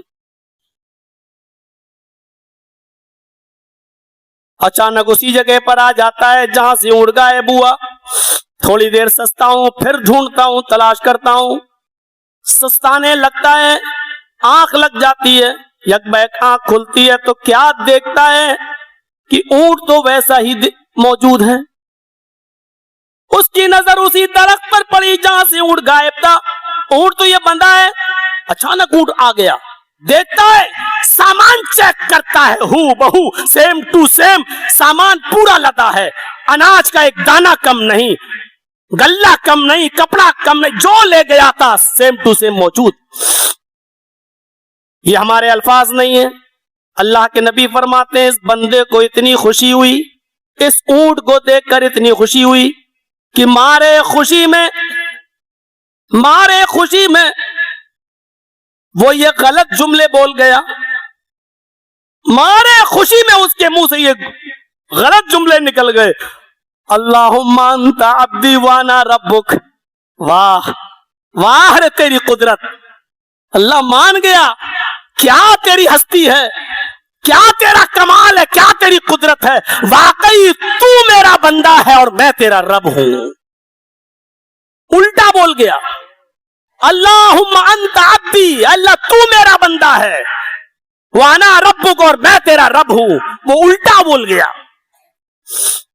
अल्लाह के नबी फरमाते हैं ये उल्टा बोल रहा है, इसको होश नहीं, लेकिन अल्लाह मुस्कुरा रहा है, जबकि मुस्कुराने वाले जुमले हैं। फिरौन ने तो इतना कहा था ना रब्बुकुमुल आला, लोगों मैं तुम्हारा सबसे बड़ा रब हूं। अल्लाह ने कहा अच्छा सबसे बड़ा रब है। और जब दरियाए नील में डूबने लगा, गर्क होने लगा, गोते खाने लगा, थपेड़े मारने लगा, तो कहता आमन तो बिरब्बे मूसा व हारून, मैं मूसा और हारून के रब पर ईमान लाया। वहां उसने ये नहीं कहा आमन तो बिरब्बिकुम, मैं तुम्हारे रब पर ईमान ला। लोगों का रब तो वो खुद बना हुआ था, इसलिए उसने वहां क्या जुमले कहे, आमन तो बिरब्बे मूसा व हारून, मैं मूसा और हारून के रब पर ईमान लाया। क्योंकि मूसा और हारून ने उसको अपना रब नहीं माना था, मूसा और हारून का रब अल्लाह था, इसलिए डूबते हुए वो क्या कह रहा था कि मैं मूसा और हारून के रब पर ईमान लाया। लेकिन अल्लाह ने कहा अब तेरे ईमान की कोई जरूरत नहीं, जा। मेरे भाइयों, जिसने इतना कहा कि मैं तुम्हारा रब हूं, लोगों से मैं तुम्हारा रब हूं, अल्लाह ने उसको गर्क कर दिया, डुबो दिया, तास तास कर दिया, उसकी लाश को लोगों के लिए निशाने इबरत बना दिया। लेकिन इसने तो उससे भी खतरनाक जुमले कहे। इसने क्या कहा, अल्लाहुम्मा अंता अब्दी वाना रब्बुक, तू मेरा बंदा मैं तेरा रब। इसने लोगों से नहीं कहा मैं तुम्हारा रब, इसने अल्लाह ही से कह दिया मैं तेरा रब। जरा गौर करो, इसके जुमले उस फिरौन से भी ज्यादा खतरनाक, लेकिन अल्लाह मुस्कुरा रहा है। क्यों? दिलों का मामला है, क्योंकि अल्लाह जानता है कि इसने ये बात अपने दिल से नहीं कही है, खुशी में कह रहा है। इसके मुंह से ये जुमले जानबूझकर नहीं निकल रहे हैं, ऊंट पाकर सामान देखकर खुशी में कह रहा है, उसको होश नहीं है कि क्या कह रहा है। अल्लाह जानता है कि ये जानबूझकर नहीं कह रहा है, नीयत जानता है अल्लाह, दिल के हालात जानता है अल्लाह, इसलिए क्या कहा, कुछ नहीं कहा। तो अल्लाह के नबी फरमाते हैं कि इस आदमी ने जब अपने ऊंट को पाया तो अल्लाह उस ऊंट को देखकर यह आदमी इतना खुश हुआ कि मारे खुशी की उसको एहसास ही नहीं हो रहा है कि मैं क्या कह रहा हूं। अल्लाह भी इतना गफूर रहीम और इतना मेहरबान और अपने बंदे से मोहब्बत करने वाला इतना ज्यादा है कि जब एक गुनाहगार बंदा जब कहता है अल्लाहुम्मा गुफिर लिज़ुनूबी, अल्लाह मेरे गुनाहों को बख्श दे, तो अल्लाह रब्बुल आलमीन जितना ये बंदा खुश होता है ऊंट पाकर कि मारे खुशी में उल्टे जुमले बोल रहा है, जब एक गुनाहगार बंदा रुजू करता है और अल्लाह के सामने गिड़गिड़ाता है तो अल्लाह इस गुनाहगार बंदे से जब तौबा करता है तो इस ऊंट पा जाने वाले बंदे से भी ज्यादा खुश होता है, इससे भी ज्यादा, अफराह का लफ्ज है, इससे भी ज्यादा अल्लाह खुश होता है। अब अल्लाह की खुशी का अंदाजा लगाओ, जब गुनाहगार बंदा अपने गुनाह से तौबा करता है तो अल्लाह को बहुत खुशी होती है। यहां से अंदाजा लगाइए आप कि पूरे कुरान में पूरा कुरान पढ़िए आप, پورے قرآن میں تقریباً 20 سے زیادہ جگہوں پر، پورے قرآن میں اللہ نے تقریباً 20 سے زیادہ مقام پر اپنے گناہگار بندوں سے یا عبادی یا عبادی یا عبادی کہہ کر پکارا ہے، اپنے گناہگار بندوں کو۔ اور قرآن کی تو ایک آیت ایسی ہے کہ جس میں اپنے گناہگار، ان گناہگار بندوں کو بھی بندہ کہا ہے جس میں زمین و آسمان بھر کر بھی اس نے گناہ کر لیے۔ قُلْ يَا عِبَادِيَ الَّذِينَ اسْرَفُوا عَلَىٰ أَنفُسِهِمْ لَا تَقْنَطُوا مِن رَحْمَتِ اللَّهِ۔ اے محمد، اے میرے نبی صلی اللہ علیہ وسلم، آپ میرے گناہگار بندوں سے کہہ دو، یا عبادی کہہ دو، آئے میرے بندو، اللہ اپنے بندوں سے، آئے میرے بندو، اور کوئی معمولی بندہ نہیں، الذین اسرفوا علی انفسہم، جنہوں نے اپنے نفسوں پر حد سے زیادہ ظلم کیا ہے، جو حد سے زیادہ گناہ کیے ہیں۔ بعض مفسرین نے لکھا ہے جنہوں نے زمین و آسمان بھر کر بھی گناہ کر لیے، ان سے کہہ دو لا تقنطوا من رحمت اللہ، اللہ کی رحمت سے نا امید مت ہوئیے۔ یہ اللہ کی رحمت ہے، کتنی بڑی نعمت ہے کہ وہ اپنے گناہگار بندوں کو اے میرے بندوں کہہ رہا ہے۔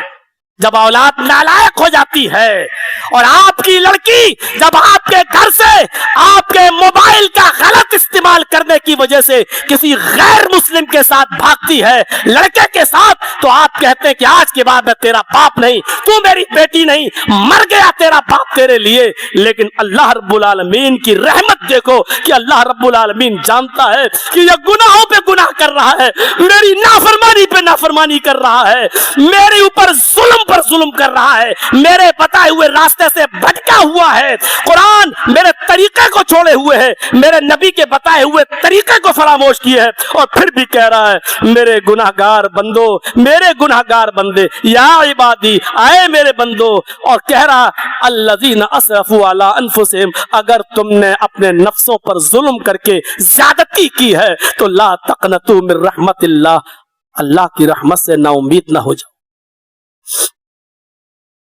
یہ ہے رب کی رحمت، اور یہ نعمت، اس کی نعمتوں میں ایک نعمت رحمت بھی ہے۔ یہ ہے نعمت اور رحمت۔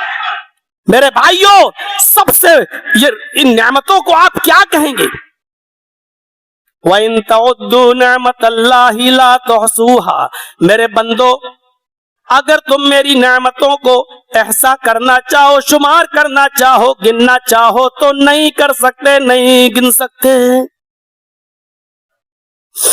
کیا کہو گے اس منظر کو کہ اللہ کے نبی صلی اللہ علیہ وسلم فرماتے ہیں، مسلم شریف کی روایت موجود ہے، حضرت عمر فاروق اس حدیث کے راوی ہیں، فرماتے ہیں کہ کچھ لوگ، کچھ جنگی قیدی جناب محمد رسول اللہ کے پاس لائے گئے۔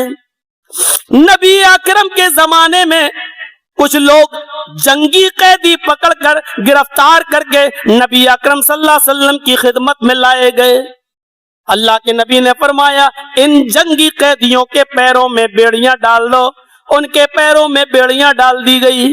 اللہ کے نبی کی نظر ان جنگی قیدیوں پہ پڑی، ان میں ایک عورت ایسی تھی، ان جنگی قیدیوں میں ایک عورت ایسی تھی جس کا چھوٹا سا دودھ پیتا بچہ کہیں گم ہو گیا تھا، جس کا دودھ پیتا چھوٹا بچہ کہیں گم ہو گیا تھا۔ وہ عورت جس چھوٹے بچے کو دیکھتی اس کو پکڑ لیتی اور اپنی پستان سے لگا لیتی، اس کو پکڑ لیتی اور اپنے سینے سے لگا لیتی، اس کو دودھ پلانے لگتی۔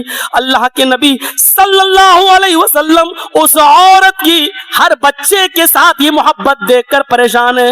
آپ نے صحابہ سے پوچھا، اے صحابہ دیکھو ذرا اس عورت کا بچہ کہیں گم ہو گیا، اس کے دودھ، اس کی پستان میں جو دودھ بھرا ہے، یہ عورت جس بچے کو پکڑ لیتی اسی کو اپنا بچہ سمجھنے لگتی۔ بچے کی محبت میں دیکھو کیسی پاگل ہے کہ جس بچے کو دیکھتی پکڑ کے اپنے سینے سے لگا لیتی۔ اے صحابیوں بتاؤ، اے میرے ساتھیوں، اگر اس عورت کا اصلی بچہ اگر اس کو مل جائے اور پھر میں یہ کہوں کہ اس ماں آگ جلاؤ اور آگ جلنے کے بعد میں اس عورت سے کہوں کہ اپنے بچے کو آگ میں ڈال دے، تو کیا یہ ماں اپنے بچے کو آگ میں ڈال دے گی؟ مسلم شریف کی حدیث کے الفاظ پر غور کرو. اگر اس کا اصلی بچہ مل جائے اور میں یہ کہوں کہ اپنے بچے کو آگ میں ڈال دے تو کیا یہ ڈال دے گی؟ کہا اللہ کے نبی کیسے ہو سکتا ہے؟ کیسے ہو سکتا ہے؟ جو عورت اپنے جس بچے کو دیکھتی پکڑ لیتی اور اپنا بچہ سمجھ لیتی، اپنی پستان سے لگا لیتی، اس عورت کی محبت یہ کیسا گوارا کرے گی کہ وہ اپنے بچے کو آگ میں ڈال دے؟ ارے آگ کے قریب بھی ہوگا تو ماں اس کو آگ کے قریب بھی نہیں جانے دے گی، اور اگر خدا نخواستہ آگ میں گر گیا تو ماں اپنے آپ کو اس آگ میں گھسا دے گی اور اس کے بعد اس بچے کو نکال لے گی، چاہے اس بچے کو بچانے میں ماں خود جل جائے. فرمایا جتنا پیار جتنی رحمت و محبت اس ماں کو اس بچے سے ہے، اپنے بچے سے ہے، کہ اس کی محبت یہ گوارا نہیں کرتی کہ آگ میں ڈالے. حدیث کے الفاظ غور کرو، اللہ ارحم بعبادہ من ہذہ بولدہا، اللہ ارحم بعبادہ من ہذہ بولدہا. جتنی محبت اس ماں کو اپنے بچے سے کہ وہ آگ میں نہیں جانے دے گی، اللہ کو اس ماں سے کہیں زیادہ گناہ محبت اپنے بندے سے ہوتی ہے. جب وہ اپنے گناہ سے توبہ کر کے لوٹ کر اللہ کے پاس آتا ہے اور پھر وہ کبھی اس گناہ کو دوبارہ کرنے کا ارادہ نہیں کرتا، اقرار نہیں کرتا، ہمیشہ کے لیے اس گناہ سے تائب ہوتا ہے، تب اللہ کو اپنے گناہگار بندے سے اس عورت سے بھی زیادہ محبت ہوتی ہے. کون سی نعمت ایسی ہے جو بیکار ہے اس کی؟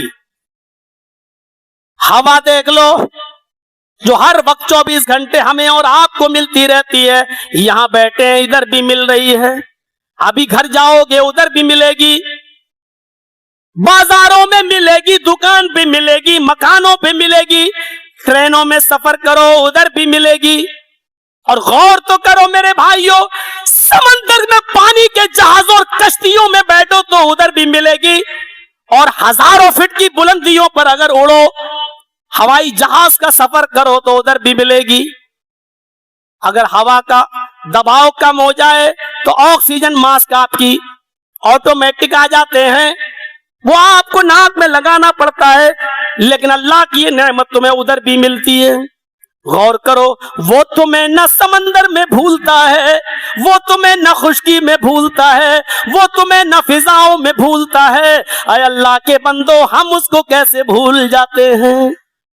ارے وہ تو تمہیں اس وقت بھی نہیں بھولا جب تم اپنی ماں کے پیٹ میں تھے.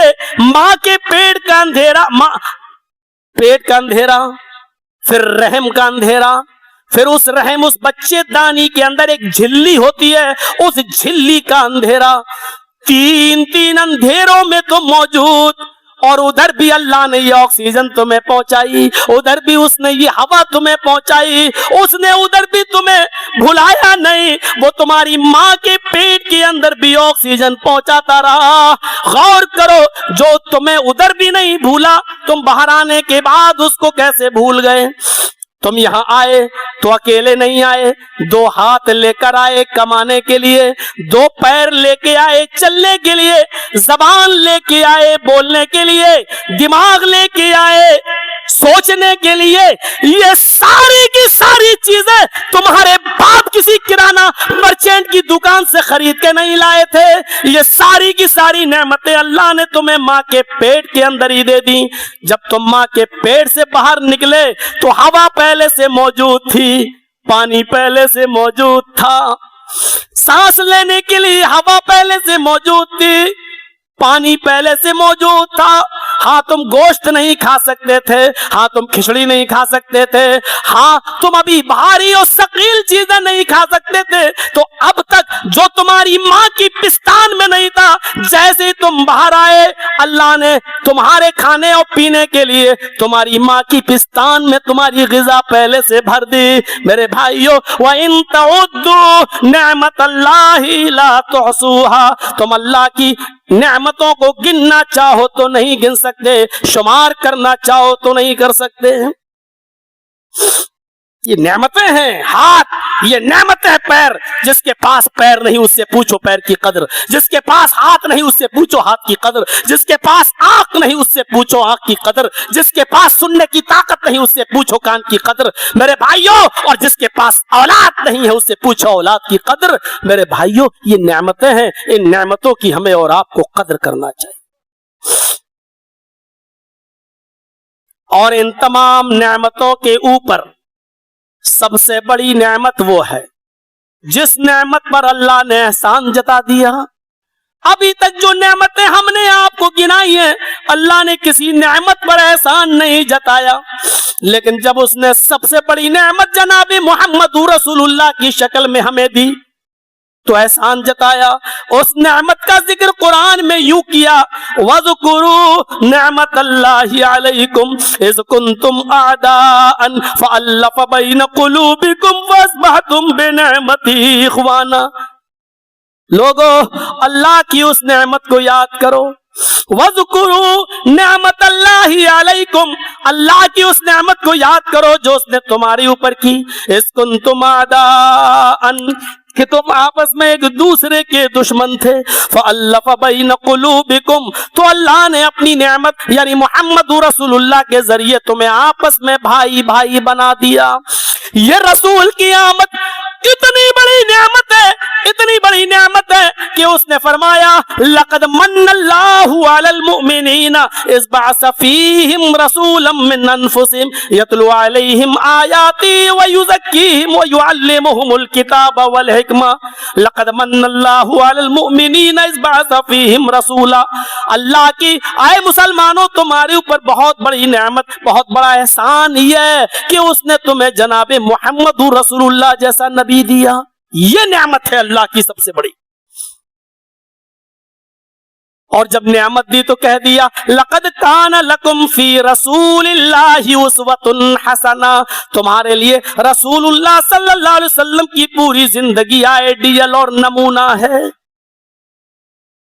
میرے بھائیوں, ہم نبی کی پوری زندگی کا خلاصہ تو نہیں کر پائیں گے, اور نہ یہ وقت ہمیں اس کی اجازت بھی دیتا ہے. ہاں آئیے صرف ایک چیز یہ دکھا دوں. اللہ کی ان نعمتوں پر, اللہ کی ان نعمتوں پر اللہ کے رسول نے اللہ کو کتنا یاد کیا. ہمیں اور آپ کو بھی رسول کی اس تعلیم سے سبق حاصل کرنا چاہیے کہ جو ہمیں کبھی نہیں بھولا تو ہم اس کو کیوں بھولیں.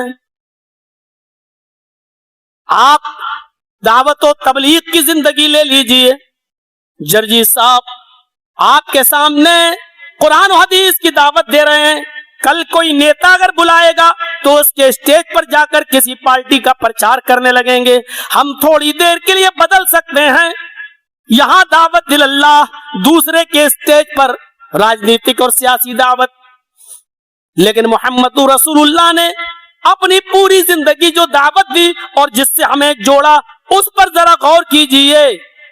غار ہرا میں 40 سال کے بعد جب پہلی وحی نازل ہوتی ہے, اقرأ باسم ربک الذی خلق, وہاں سے رب کا نام لیا گیا, اور وہاں سے جب آپ نے لوگوں کو اللہ سے جوڑا تو مکمل 3 سال تک چپ کے رب کی طرف بلایا. 3 سال کے بعد جب حکم ہوا کوہ صفا پر چڑھ کر لوگوں کو اللہ کی دعوت دو, تو آج 3 سال کے بعد پہلی بار نکلے, کوہ صفا پر چڑھ گئے, لوگوں کو اب اللہ کی دعوت دیتے ہیں.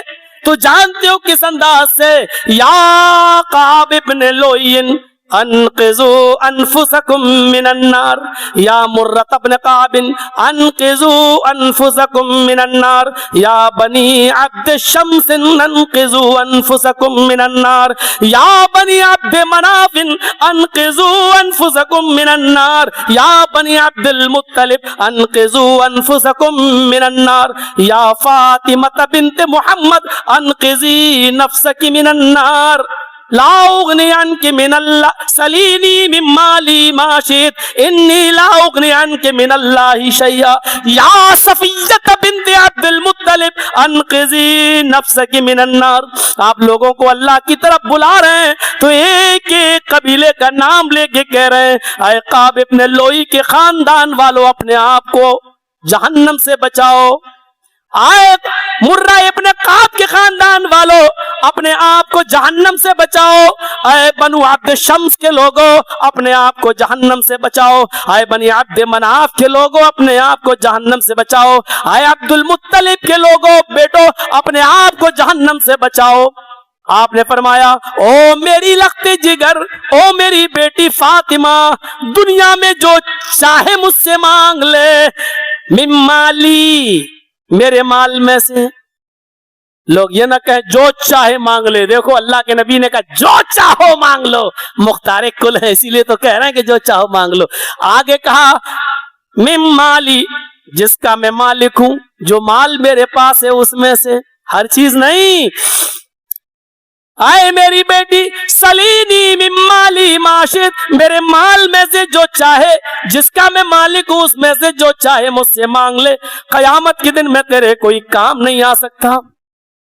آئے عبد المطلب کی بیٹی اور میری پھوپھی صفیہ اپنے آپ کو جہنم سے بچاؤ. ایک ایک کا نام لیا. اس کے بعد آپ نے کہا آئے عرب والو، آئے مکے والو، قولوا لا الہ الا اللہ تفلحوا تملک العرب والعجم. آئے لوگو، آئے مکے والو، لا الہ الا اللہ کہہ دو. سارے معبودان باطلہ کا انکار کر کے اور جھوٹے معبودوں کا انکار کر کے ایک معبود کا اقرار کر لو، ایک اللہ کی وحدانیت کا اقرار کر لو، تفلحوا، کامیاب ہو جاؤ گے. تملک العرب والعجم، عرب کے بھی مالک ہو جاؤ گے اور عجم کے بھی مالک ہو جاؤ گے. یہاں سے دعوت دی کس کی طرف؟ اللہ کی طرف. اللہ کی طرف بلاتے بلاتے میرے بھائیوں پتہ چلا کہیں سے وفد آیا ہے. وہاں پہنچ گئے اور وہاں اللہ کی دعوت دینے لگے. مار کھائے. مکے میں ایک بازار لگا کرتا تھا جس بازار کا نام تھا اوکاس، جس کو عربی میں سوق اوکاس کہا جاتا تھا. وہ ایک میلہ لگتا تھا مکے میں. عرب کے بڑے بڑے شہروں سے لوگ تجارت کے لیے وہاں آیا کرتے تھے. آپ وہاں پہنچ گئے.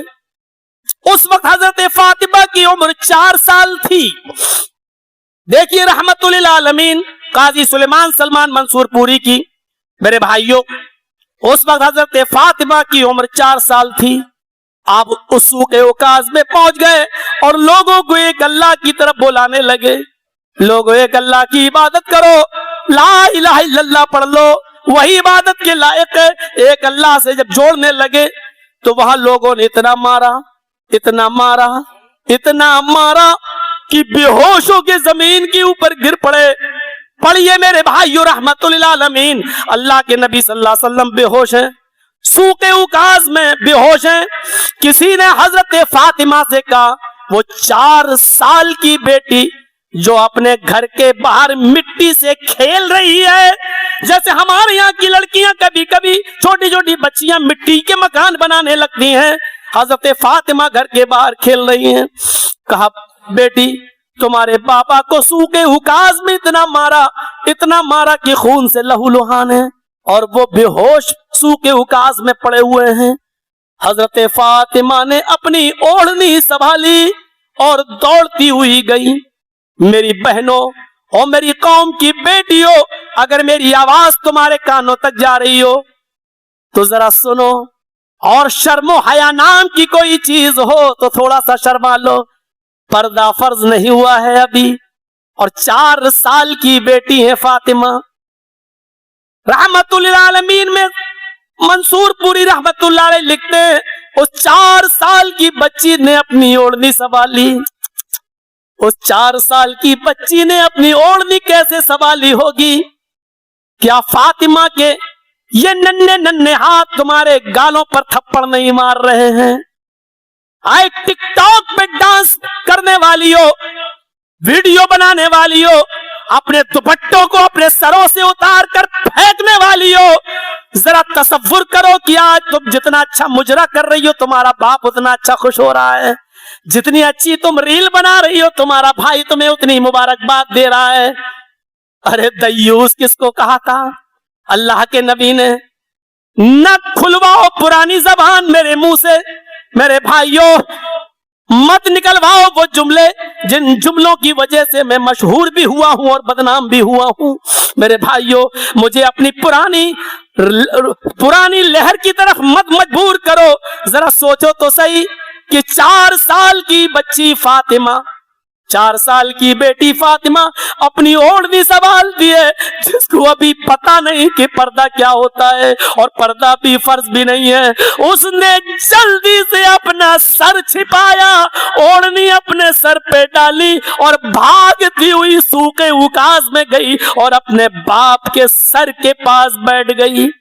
यहां तक रहमतुल्लाह आलमीन आगे अल्फाज ज़ादुल मआद के अपने क़य्यम रहमतुल्लाह अलैह की बैठ गई और अपनी ओढ़नी का एक दामन फातिमा ने फाड़ लिया। अपनी ओढ़नी का एक दामन अपनी फातिमा ने फाड़ लिया और अपने बाप के जमे हुए खून को पोंछती जाती और रोती जाती और रोते रोते कहती जाती, आए मक्के वालों तुमने मेरे उस बाबा को मारा है, तुमने मेरे उस बाप को मारा है जिसने जिंदगी में आज तक कभी झूठ नहीं बोला। आए मक्के वालों तुमने मेरे उस बाबा को मारा है जिसने आज तक कभी किसी की अमानत में खयानत नहीं की है। आए मक्के वालों तुमने मेरे उस बाप को आज मारा है जिसने आज तक कभी तुम्हारी पंचायत में बेइंसाफी की बात नहीं की है। आए मक्के वालों तुमने आज मेरे उस बाप को सिर्फ इसलिए मारा है कि वो ये कहता है एक अल्लाह की इबादत करो, तुमने मेरे उस बाप को इस वजह से मारा है। ये कहती जाती और अपने बाप के खून को साफ करती जाती। आंखों के आंसुओं ने आब हयात का काम किया। ये गरम गरम आंसुओं के चंद कतरे हजरत मोहम्मद रसूलुल्लाह के गाल पर गिर गए। नबी अकरम की आंख खुल गई। अपनी बेटी फातिमा को रोते हुए देखा तो अपने लख्ते जिगर को अपने सीने से लगा लिया, अपनी बेटी को सीने से लगा लिया। कहा, मेरी कौम के लोगों अल्लाह तुम्हें कैसे खुश रखेगा? जो कौम नबी की बेटी को रुलाए वो कौम कैसे खुश हो सकती है? वो कौम कैसे फलाह पा सकती है? मेरे भाइयों आपने कहा, आए मक्के वालों तुम कैसे फलाह पाओगे जिसने मेरी छोटी मासूम बच्ची को भी रुला दिया? मेरे भाइयों जरा गौर करो, हजरत फातिमा रजी अल्लाह ताला अन्हा क्या कह रही हैं? जब बेहोश हुए थे अल्लाह के नबी तो अल्लाह हजरत फातिमा कह रही, तुमने मेरे उस बाप को मारा जिसने तुम्हें यह कहा कि एक अल्लाह की इबादत करो। यानी ऐसा मौका है, मार खा रहे हैं लेकिन अपनी जबान से दावत इल्लल्लाह क़ूलू ला इलाहा इल्लल्लाह निकल रही है। पूरी जिंदगी अल्लाह से जोड़ रहे हैं, पूरी जिंदगी अल्लाह की दावत दे रहे हैं। एक मौका तो ऐसा आया कि आपके कलेजे भी हिल जाएंगे कि मेरे प्यारे साथियों, आप चंद लोगों को जो बाहर से किसी दूसरे शहर से आए हैं, अल्लाह के नबी उनको दावत और तबलीग का फरीज़ा अंजाम दे रहे हैं। इतने में ज़ैनब का कासिद आता है। आपकी नवासी ज़ैनब की बेटी की तबीयत खराब है, आपकी बेटी ने आपको बुलाया, चलो। अल्लाह के नबी कहते हैं इस वक्त मेहमान आए हैं, लोग दूर से आए, मैं दावत और तबलीग का फरीज़ा अंजाम दे रहा हूं। बेटी से कहो अल्लाह ने बीमार किया वही शिफा देगा, मैं बाद में आऊंगा। कासिद चला गया। थोड़ी देर के बाद हजरत ज़ैनब ने कसम देकर भेजा, वास्ता देकर भेजा, जाओ मेरे अब्बू से कहना कि आपकी नवासी की तबीयत बहुत ज्यादा खराब है, आपको अल्लाह का वास्ता जिस हाल में हो उसी हाल में उठकर चलिए। اور جیسی قاصد نے کہا آپ کی بیٹی نے آپ کو اللہ کا واسطہ دیا ہے, آپ کی نواسی کی طبیعت زیادہ ہی خراب ہے, جلدی چلیے, ان سے معذرت چاہیے مہمانوں سے, میری بیٹی کی بیٹی یعنی میری نواسی بیمار ہے اور اس نے واسطہ دے کر اللہ کا مجھے بلایا ہے, مجھے جانا ہے. اللہ کے نبی چند صحابہ کو لے کر جاتے ہیں, دروازے کو دستک دیتے ہیں, دروازہ کھولنے والے نے کھولا, اندر کچھ عورتیں بیٹھی ہیں, 2-4 لوگ بھی ہیں. حضرت زینب اپنی نواسی کو گود میں لیے ہوئے ہیں اور روتی جا رہی ہیں. پورا کا پورا غرفے کا کمرے کا ماحول رونے جیسا بنا ہے. حضرت زینب نے وہ اپنی بیٹی کو محمد رسول اللہ کی طرف پڑھا دیا, لیجئے آپ اللہ کے نبی ہیں, میری بیٹی پر کچھ دعا کیجئے, دم کیجئے تاکہ میری بیٹی ٹھیک ہو جائے. اس نے اپنے باپ کی طرف اپنی بیٹی کو بڑھایا اور محمد رسول اللہ نے اپنی نمدیدہ نگاہوں سے اپنی زینب کی بیٹی اپنی نواسی کو اپنی گود میں لیا. شاید نواسی اپنے نانا کی گود ہی کی منتظر رہی ہو. جیسے ہی وہ محمد رسول اللہ کی گود میں آتی ہے, روح قبض سے عنصری سے پرواز کر جاتی ہے, زینب کی بیٹی کا انتقال ہو جاتا ہے. ایسا نازک موڑ, زینب دھاڑے مار مار کے رونے لگتی ہے بیٹی کے غم میں. پورا غرفہ رو رہا ہے, ان کے رونے کو دیکھ کر کمرے کی ساری عورتیں رو رہی ہیں, جو لوگ وہاں موجود ہیں وہ بھی رو رہی ہیں, سب کے آنکھوں میں آنسو ہیں. لیکن نانا محمد رسول اللہ کی زبان پر الفاظ ہیں, تو الفاظ ہیں انا للہ و انا الیہ راجعون, اللہم اجرنی فی مصیبتی واخلف لی خیرا منہا, انا للہ و انا الیہ راجعون. آئے میری لخت جگر, آئے میری بیٹی زینب, میں کچھ نہیں کر سکتا, ہم سب اللہ ہی کی طرف سے ہیں. انا للہ, ہم سب اللہ ہی کی طرف سے ہیں, و انا الیہ راجعون, ہم سب کو اللہ ہی کی طرف جانا ہے, اسی کی طرف رجوع کرنا ہے. اللہم اجرنی فی مصیبتی, اللہ میری مصیبت میں تو مجھے بہتر اجر عطا فرما, واخلف لی خیرا منہا, جو چھینا ہے اس سے بہتر بدل تو ہمیں دے. اللہ کے نبی اس وقت بھی وہاں تمام لوگوں کو اللہ سے جوڑ رہے ہیں کہ یہ میرا کوئی دوش نہیں, اللہ کی امانت تھی, اللہ نے لے لی. انا للہ و انا الیہ راجعون. کتنا مضبوط رشتہ. جان لینے آیا, نبی کی تلوار لے کر کود گیا, نبی کی تلوار سے نبی کے قریب بڑھ رہا ہے.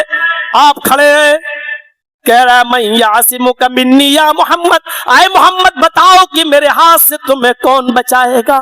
موت اپنے سامنے ہے, دیکھ رہے ہیں لوگ دور دور ہیں, آواز بھی دوں گا تو ان کو آنے میں دیر لگے گی, اتنے میں تو یہ میری گردن پہ وار کر دے گا. لیکن ایسے موڑ پر کہ سامنے تلوار لیے کھڑا ہے, تلوار بھی میری, سامنے میرا دشمن, اور مجھے پر تلوار اٹھا بھی چکا ہے اور مجھ سے کہہ بھی رہا ہے میں یعصمک منی, اے محمد بتاؤ میرے ہاتھ سے کون بچائے گا. اس دشمن کو بھی دعوت دے رہے ہیں, ایسے موت کی آنکھوں میں آنکھیں ڈال کر ایسے نازک موڑ پر بھی اس کو دعوت دے رہے, تو کہہ رہے اللہ, اللہ بچائے گا. ساری زندگی وہی بچاتا ہے, آج بھی وہی بچائے گا. اسی کی طرف میں بلاتا آیا ہوں, وہی میرے کام آئے گا. وہ کافر ضرور تھا لیکن اللہ کی طاقت جانتا تھا. وہ آج کل کے ہم نقلی مسلمانوں کی طرح نہیں تھا کہ اللہ کے پاور کو سمجھے ہی نہیں. بارش یہ کر رہا ہے, بیٹا وہ دے رہا ہے, بیٹی وہ دے رہا ہے, سب کی ڈیوٹیاں الگ الگ بنا ڈالی. اللہ تو کچھ کر ہی نہیں رہا, ان کی نظر میں وہ تو صرف گھنٹہ بجا رہا ہے.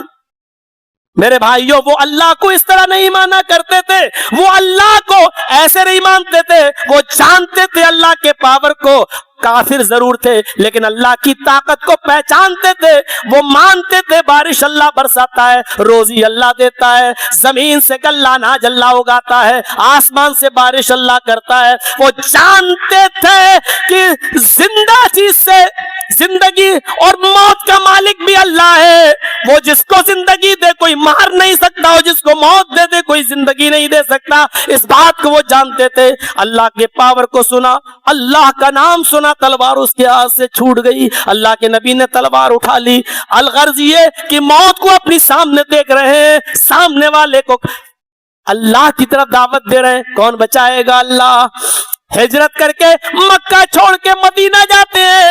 8 دن کا مسلسل سفر, 8 دن کا مسلسل سفر. بے زبان مخلوق تھک کر چور ہے, زبانیں باہر نکال لی ہے.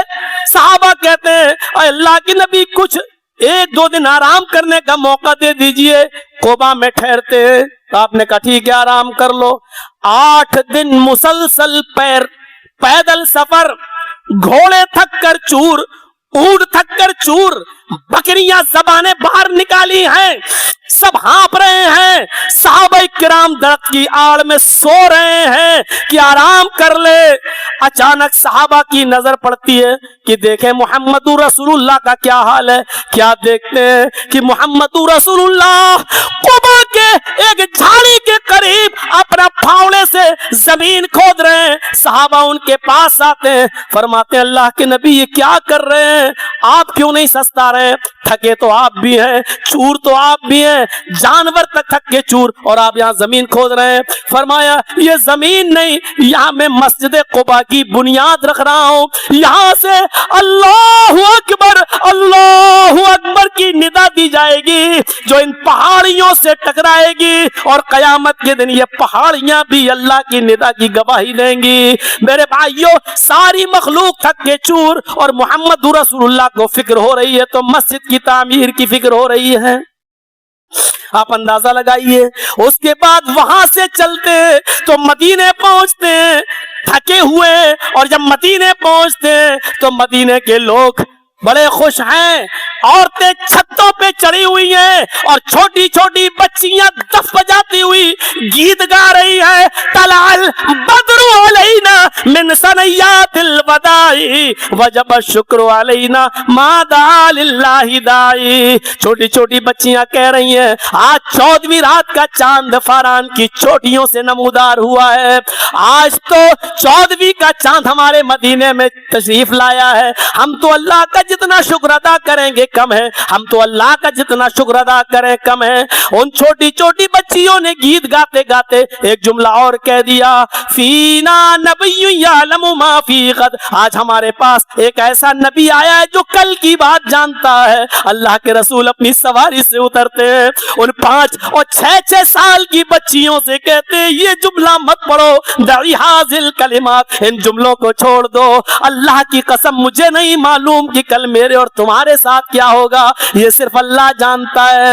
اللہ کی طرف ان چھوٹی چھوٹی بچیوں کو بھی بلا رہے ہیں اور کہہ رہے ہیں دعی حاضل کلمات, یہ جملہ چھوڑ دو. نبی یعلم ما فی غد, ایک ایسا نبی جو کل کی بات جانتا ہے, یہ جملہ مت پڑھو. اللہ کی قسم مجھے نہیں معلوم کہ کل میں زندہ رہوں گا یا نہیں رہوں گا. ان بچیوں کو بھی اللہ کی طرف بلا رہے ہیں, توحید کا مطلب سمجھا رہے ہیں.